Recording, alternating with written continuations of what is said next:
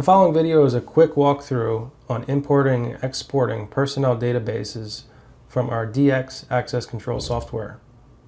Once you log in, you want to click on Basic Config and then Personnel. Next, you want to click on Export to Excel. Go ahead and save your file.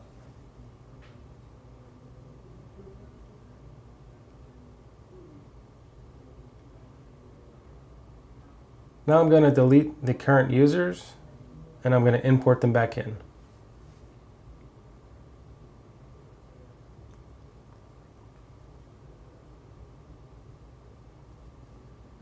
Alright, to import, you're going to be in the same screen of Personnel.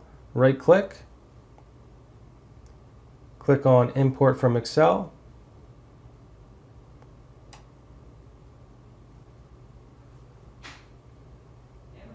Go ahead and select your file.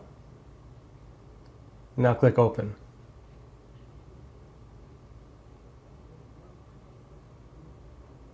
They've now been imported. If you have any more questions, please visit our website at securitycameraking.com. Thank you.